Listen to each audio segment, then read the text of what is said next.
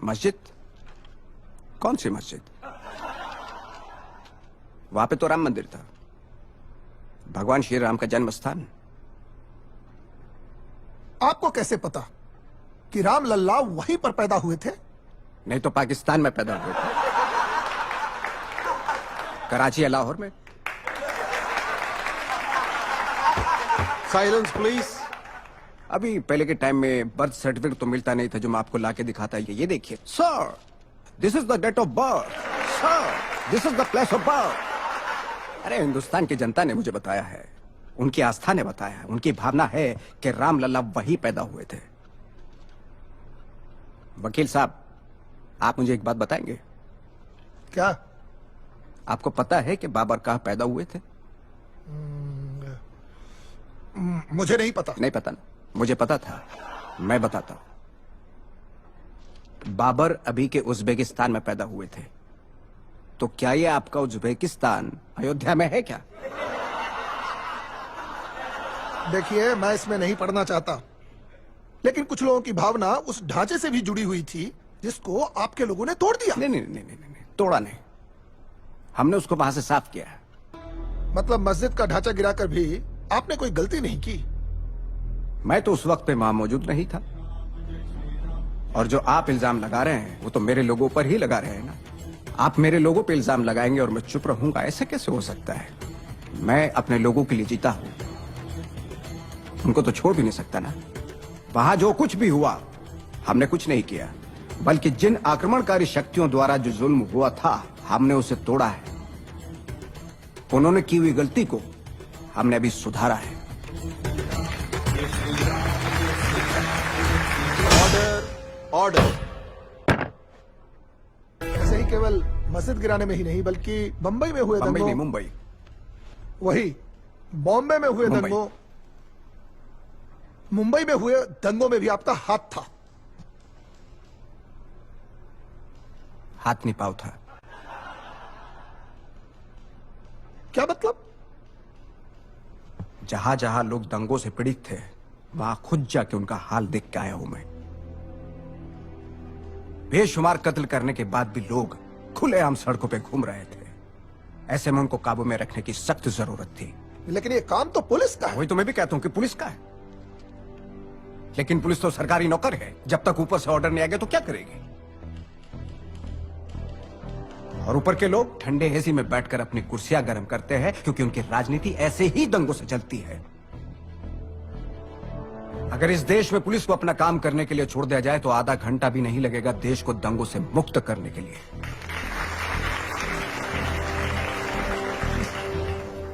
आप भी तो ऐसे ही दंगों की राजनीति करते हैं। नहीं नहीं नहीं, मुझे ऐसी राजनीति करने की जरूरत नहीं, लेकिन जब देश की बात आती है तो मैं राजनीति का खेल नहीं करता। आप तो खेल में भी राजनीति करते हैं।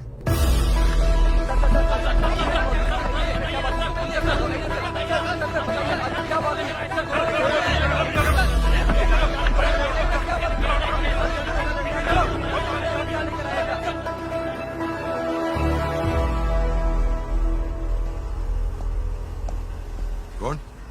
दिलीप वेंगसरकर आणि जावेद मियादाद आलेत म्हणून सांगा. हॅलो. वेळ घेतलीये साहेबांची.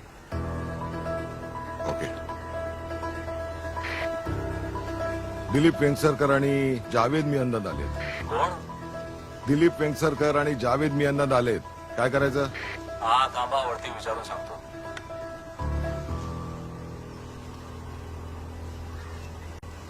हा पाठवा त्यांना. हा ठीक आहे.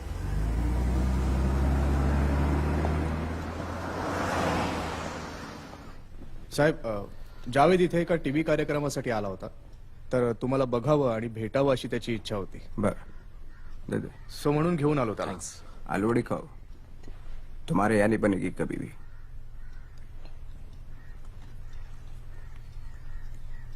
सर, मैंने आपके क्रिकेट के जुनून और जानकारी दोनों के बारे में बहुत सुना है. वो हमारी ये ख्वाहिश थी कि, मेरा मतलब है कि हमारी आपसे गुजारिश थी कि हिंदुस्तान के साथ फिर से क्रिकेट मैचेस शुरू हो जाए. तो काय करणार? हा काय म्हणतोय? हो साहेब, म्हणजे तुमच्या परमिशन शिवाय ते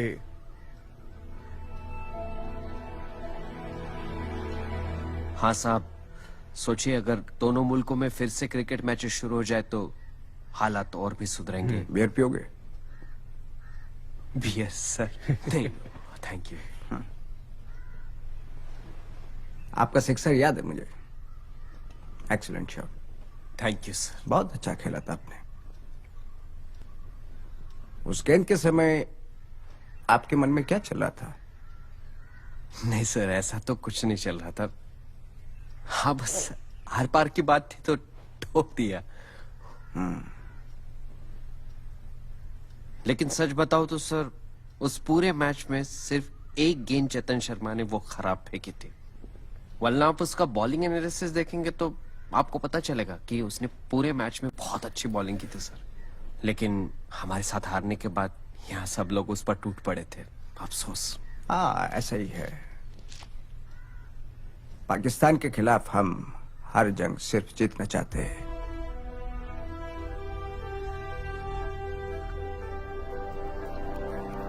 क्रिकेट ही एक ऐसा जरिया है जो दोनों मुल्कों में दोस्ती का पैगाम ला सकता है।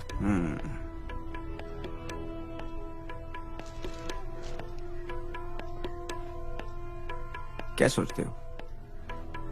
नहीं सर, मैं बस ऐसे सोच रहा था कि आप प्लीज क्रिकेट को मत रोकिए, दोनों मुल्कों में क्रिकेट होने दीजिए।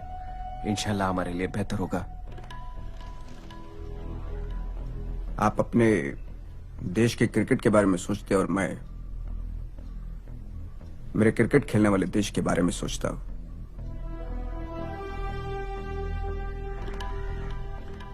एक बात और, आपकी बैटिंग इतनी भी अच्छी नहीं थी कि मैं सीमा पर शहीद हुए जवानों के परिवारों का दुख दर्द भूल सकूं। चाय पीजिए।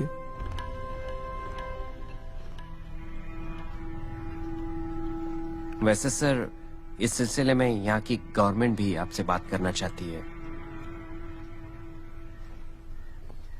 खेल के लिए गवर्नमेंट की नहीं, ग्राउंड की जरूरत पड़ती है।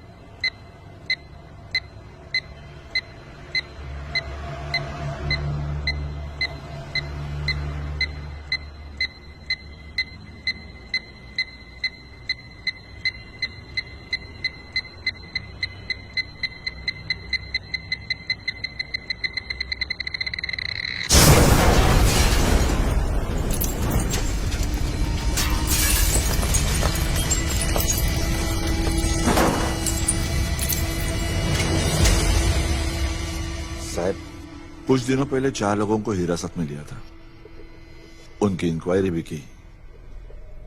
उन्होंने जो जानकारी दी उसके हिसाब से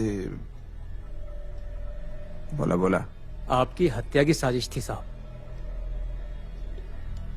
पहले से ही पता चला इसलिए ठीक रहा, लेकिन जैसे ही पता चला हम लोगों ने तुरंत एक्शन ले लिया।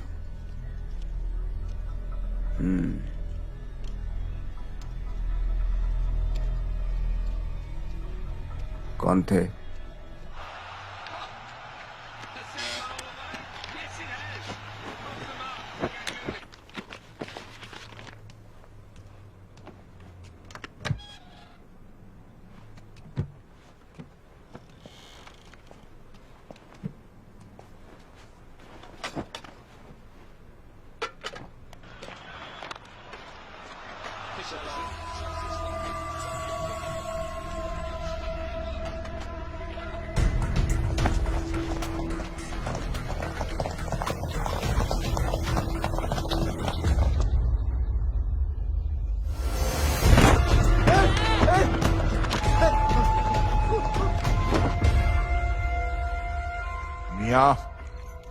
बढ़िया तंदूरी लगाया, एक बोटी कबाब लगा दे। शिंदे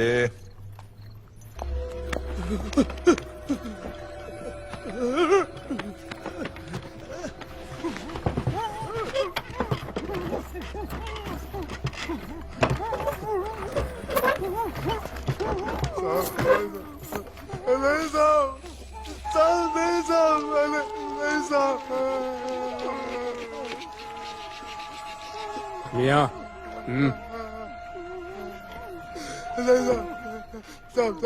कुछ याद आया?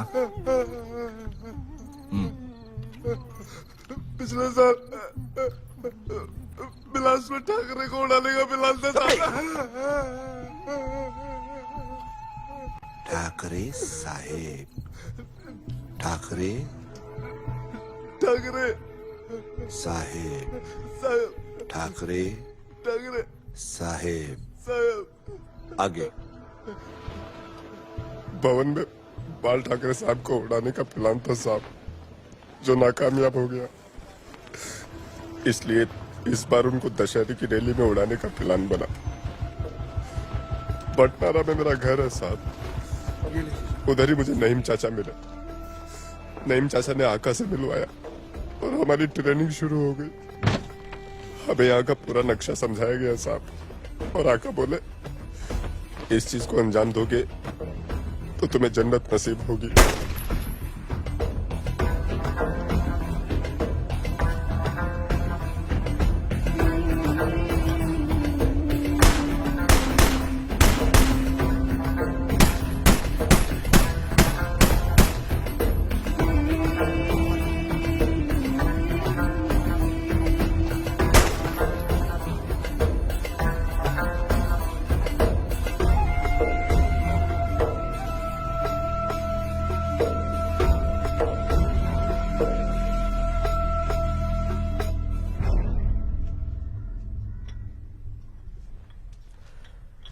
ये केस रिकॉर्ड पे ली है क्या? नहीं। मतलब आज के बाद ये कभी भी किसी को न दिखे, इसका ध्यान रखना। सर यार छोटी छोटी बातों पे दंगे भड़काए जाते हैं, दंगे होते हैं और मरते हैं अपने ही लोग। लेकिन साहब सावधान रहना होगा। कुछ दिनों के लिए जरूरी ना हो तो घर से बाहर आना जाना अवॉइड करेंगे तो बेटर है। हो सके तो मुंबई के बाहर अरे बिल्कुल इन आतंकवादियों के डर से। इलेक्शन सर पे है, प्रचार और मीटिंग के लिए पूरे महाराष्ट्र का दौरा लगाना पड़ेगा, और मेरे सैनिक मुझे प्रोटेक्शन देने के लिए समर्थ है। Why to take a risk sir?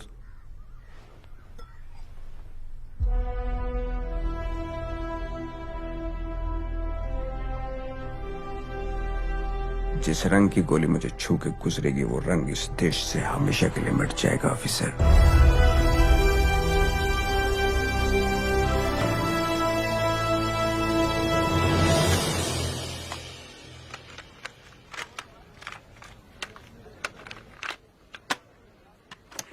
मेरे तमाम हिंदू भाइयों बहनों और माताओं, हिंदू सम्राट शिवसेना प्रमुख श्रीमान बाळासाहेब ठाकरे।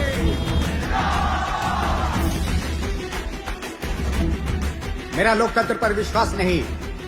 मेरे इस देश में लोकतंत्र कभी पैदा ही नहीं हुआ। अरे मुझसे पूछते हैं कि मैं मुंबई का हिटलर हूं क्या? अरे मुंबई तो क्या, पूरे महाराष्ट्र का हिटलर हूं और देश का भी बनूंगा। तुम अगर कानून व्यवस्था नहीं संभाल सकते तो मुझे मेरे हर शिव सैनिकों के हाथों में AK-47 देनी ही पड़ेगी।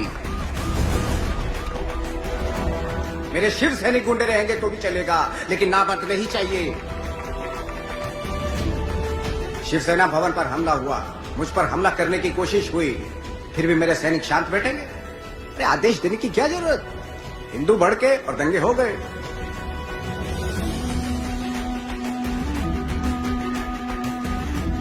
अरे कौन सा औरंगाबाद? उस औरंगजेब की कैसी याद? अगर किसी को याद करना ही है तो उस भूमि पर संभाजी महाराज को याद करो, कोई औरंगाबाद नहीं।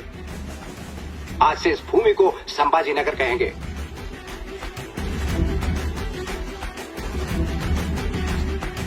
शिवसेना प्रमुख को आदेश देने की क्या जरूरत? किसी भी महिला की तरफ नजर उठाने की हिम्मत नहीं होनी चाहिए। ये जिम्मेदारी मेरे सैनिकों की है।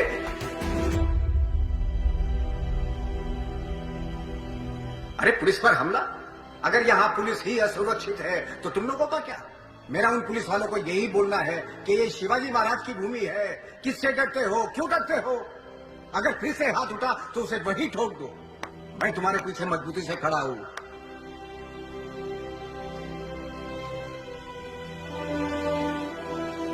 ये लहरें नहीं, महासागर है, और ये महासागर ऐसे ही कायम रहेगा। इस महाराष्ट्र में शिव शाही का भगवा लहराएगा, मतलब लहरा के रहेगा। ये मेरा आप सभी को वचन है।